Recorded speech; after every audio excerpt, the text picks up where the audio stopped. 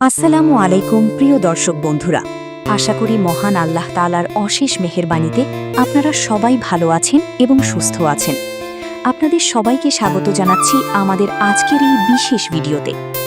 বন্ধুরা, ঈগল টিমের অত্যন্ত জনপ্রিয় এবং আবেগে ভরা ধারাবাহিক নাটক বদসুরতের গল্প এখন এমন এক রোমাঞ্চকর ও রহস্যময় মোড়ে এসে দাঁড়িয়েছে যা প্রতিটি দর্শককে প্রতিটা মুহূর্তে ভাবিয়ে তুলছে।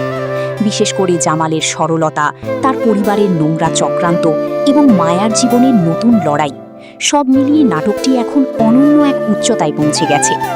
আজকের পর্বে জামালের করুণ অবস্থা দেখে কার না বুক কেঁপে উঠেছে বলুন।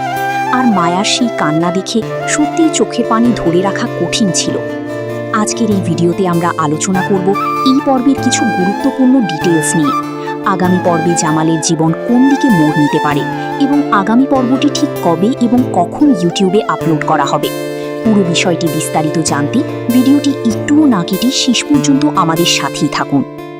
বন্ধুরা, চলুন প্রথমে এই সপ্তাহের পর্বের মূল ঘটনাগুলো একটু সংক্ষেপে বিশ্লেষণ করা যাক।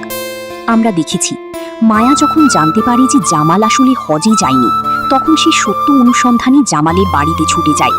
সেখানে মরিয়মকে জেরা করার পর মরিয়ম তাকে নিয়ে যায় একটি গোপন মানসিক হাসপাতালে যায়। সেখানে আমরা দেখতে পাই জামালের করুণ অবস্থা। জামাল নিজেকে পাগল বলে চিৎকার করছে।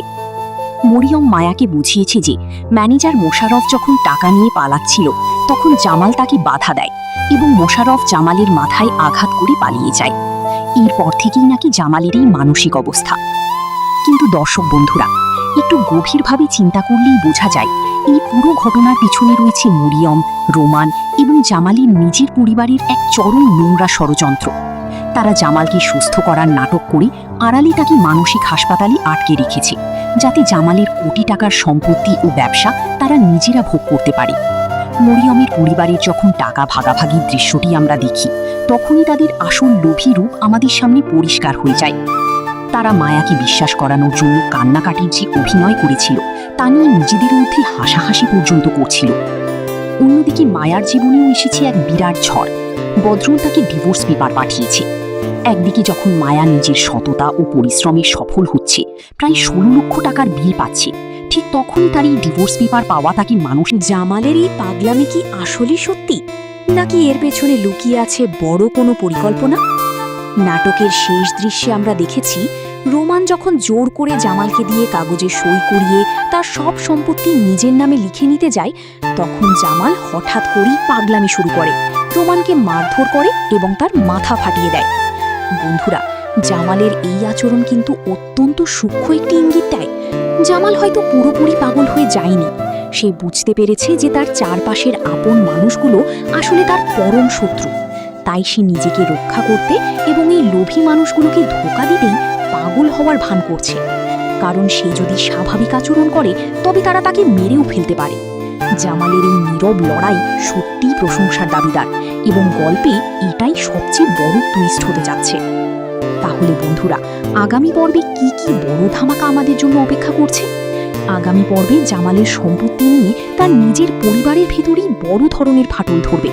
প্রমোতে আমরা দেখেছি রোমান এবং তার পরিবারের অন্যান্য সদস্যরা মরিয়মের বাড়ির গেটের বাইরে দাঁড়িয়ে চিৎকার করে বলছে, আমার ভাইয়ের ব্যবসা বাণিজ্য, বাড়িঘর তোরা সব দখল করে রাখছিস। মরিয়ম যখন তাদের এই লোভী আচরণ দেখে এসে বলবে, বাহ, অসাধারণ, কার সম্পত্তি কারা ভাগাভাগি করতেছে, ঠিক তখনই পরিস্থিতি হাতের বাইরে চলে যাবে। এমনকি রোমান বা পরিবারের অন্য কেউ ক্ষুব্ধ হয়ে মরিয়মের গায়ে হাত তুলবে বা তাকে চড় মারবে। মায়া হয়তো খুব শীঘ্রই বুঝতে পারবে যে জামালের এই অবস্থার পিছনে তার পরিবারের লোকজনেরই হাত রয়েছে। বদরুলের তালাকনামার আঘাত সহ্য করে মায়া হয়তো এবার জামালের পাশে এসে দাঁড়াবে। সে কি পারবে জামালের আসল সত্য সবার সামনে নিয়ে আসতে? জামালের ছদ্মবেশ কি মায়ার সামনে প্রকাশ পাবে?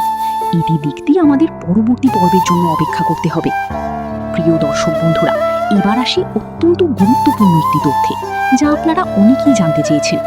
বদসুরত নাটকের এই রোমাঞ্চকর এবং রহস্যে ঘেরা পরবর্তী পর্বটি আগামী 5ই জুন শুক্রবার দুপুর 3টা 30 মিনিটে ঈগল ইসলামিক নাটকের অফিসিয়াল ইউটিউব চ্যানেলে আপলোড করা হবে। তাই আপনারা যারা জামালের এই রোমহর্ষক লড়াই এবং মরিয়ম রোমানদের পরাজয় দেখতে চান, তারা এই দিন ঠিক দুপুর 3:30টায় চোখ রাখুন ঈগলের চ্যানেলে। আপনাদের কি মনে হয় জামাল কি পারবে এই লোভী মানুষদের শাস্তি দিয়ে নিজের অধিকার ফিরে পেতে? আর মায়া কি জামালের পাশে দাঁড়িয়ে তাকে এই বিপদ থেকে উদ্ধার করতে পারবে?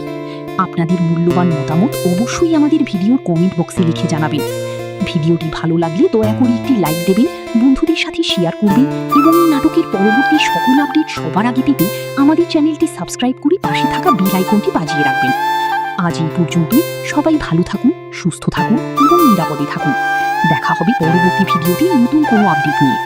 আসসালামু আলাইকুম ওয়া রাহমাতুল্লাহ। আল্লাহ হাফিজ।